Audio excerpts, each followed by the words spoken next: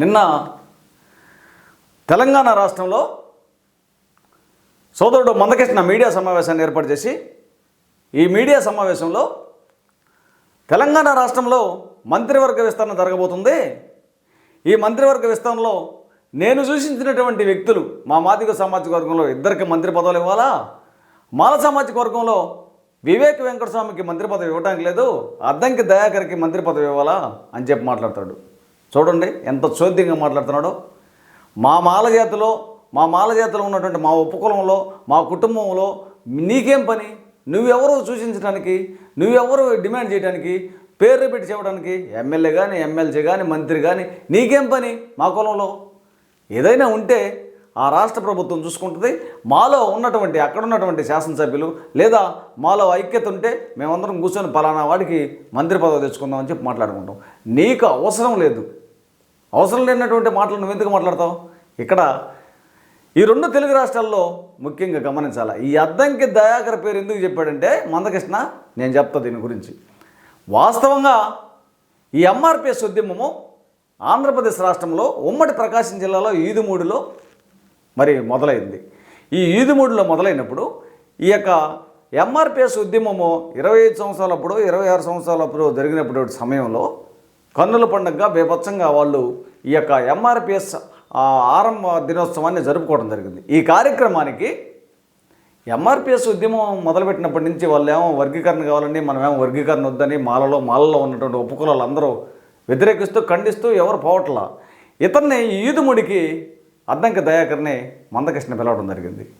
ఈ అద్దంకి దయాకరు హుటాహుటిన ఈదుముడి గ్రామానికి వెళ్ళి ఆ సభలో పాల్గొని ఉపన్యసించి సిగ్గు లేకుండా, ఎగ్గు లేకుండా, నీతి లేకుండా, నియమం లేకుండా జాతికి వ్యతిరేకంగా జాతి అంతా ఒక ఎత్తు అయితే నువ్వు ఒక్కడ ఒక ఎత్తు ఎత్తి ఆడపోయి మాట్లాడి రావడం జరిగింది. దీనికి సంబంధించిన క్లిప్పులు నా దగ్గర ఉన్నాయి. అందుకు ఆ తర్వాత ఇంకొకటి కూడా జరిగింది. వాస్తవంగా ఉమ్మడి ఆంధ్రప్రదేశ్ రాష్ట్రంలో ఏం జరిగిందంటే మాల మహానాడు అని పెట్టుకొని ఈ మాల మహానాడు తోటి వెలుగులోకి వచ్చి మరి అభివృద్ధి చెంది ఆ మీడియాలతోటి ఈ మీడియాలతోటి మాట్లాడి ఈ మాల మహానాడు అని చెప్పి వెలుగులోకి వచ్చినటువంటి వారు కొంతమంది జాతిని తాకట్టు పెట్టుకుని అగ్రకుల పార్టీల దగ్గర తన స్వార్థం కోసం, స్వలాభం కోసం, సొంత ప్రయోజనాల కోసం, వారి రాజకీయ లబ్ధి కోసం జాతిని తాకట్టు పెట్టి పదవులను అభ్యసించినటువంటి వాళ్ళు ఇద్దరు ఉన్నారు. ఇక్కడ జూబూడి ప్రభాకర్ రావు ఒక ఆయన, ఇంకొక ఆయన కారం శివాజీ, అందరికి తెలిసిన విషయమే. అయితే అక్కడ తెలంగాణ రాష్ట్రంలో కూడా మాల మహానాడుతోటి వెలుగులోకి వచ్చి ఆ ఎలక్ట్రానిక్ మీడియా, ప్రింట్ మీడియా డిబేట్లో పాల్గొని మాట్లాడతా మరి మాల మహానాడుతో వెలుగులోకి వచ్చి అక్కడ ఆయన కూడా మాల జాతిని తాకట్టు పెట్టి మళ్ళీ ఈరోజు ఒక పార్టీకి జాతిని తాకట్టు పెట్టినటువంటి వ్యక్తి ఇతను ఒకడు. అయితే ఇంకొకటి విచిత్రం వినాలా. సుమారుగా ఇప్పుడు ఈ దేశంలో ఉన్నటువంటి అత్యున్నతమైన న్యాయస్థానం సుప్రీంకోర్టు 2024 ఆగస్టు 1వ తేదీన వర్గీకరణకు అనుకూలంగా ఒక దురదృష్టకరమైన తీర్పు ఇచ్చిన సంగతి అందరికీ తెలుసు. ఈ తీర్పు ఇచ్చి 9 నెలలు అవుతుంటే ఈ 9 నెలల నుంచి జాతిని తాకట్టు పెట్టిన వాళ్ళు కానీ, స్వచ్ఛందంగా అగ్రకుల పార్టీలో ఉన్నటువంటి మాలలు కానీ, ఆ తర్వాత అధికార పార్టీలో ఉన్నటువంటి వారు కానీ, ప్రతిపక్ష పార్టీలో ఉన్నట్టు కానీ అందరూ ముక్త కంఠంతో ఎవరైతే వర్గీకరణ వ్యతిరేక పోరాటవాదులు అందరూ తమదైనటువంటి శైలిలో అయ్యే వర్గీకరణ అనేది రాజ్యాంగబద్ధంగా చేయండి, దొడ్డిదారిని చేయాల్సిన పనే ఉంది, ఇది రాజ్యాంగ వ్యతిరేకము, మీరు సామూహికంగా ఉంటే రాజ్యాంగం ప్రకారం చూస్తే మేము రాజ్యాంగం ప్రకారం సానుకూలంగా ఉన్నామని చెప్పి ప్రతి ఒక్కరు తమదైనటువంటి శైలిలో స్పందిస్తున్నారు. కానీ ఈ 9 నెలల నుంచి ఈ అద్దంకి దయాకర్ అనేటటువంటి వ్యక్తి నోరు మెదపల. ఎలక్ట్రానిక్ మీడియా కానీ, ప్రింట్ మీడియా కానీ, సోషల్ మీడియా కానీ మాట్లాడాలి. ఎందుకు మాట్లాడలేదంటే అక్కడ ఏర్పడినటువంటి రేవంత్ రెడ్డి ప్రభుత్వంలో లాబింగ్ చేసుకుంటున్నాడు ఎమ్మెల్సీ కోసం. తనదైనటువంటి శైలిలో లాబింగ్ చేసుకుంటూ కనీసం ఒక్క మాట కూడా ఈ 9 నెలల నుంచి మాట్లాడాలి. కావాల్సింటే మీరు చూడండి. అయితే నిన్న ఎవరో ప్రతి విమర్శలు చేస్తున్నారు మనోళ్ళు. నువ్వు 4 చేత 3 చేత 5 చేత ప్రతి విమర్శలు చేస్తే ఊరుకానేడా? నా దగ్గర 100 మంది ఉంటారు. కాకపోతే మాట్లాడుతున్నటువంటి విషయం వాస్తవం ఇది.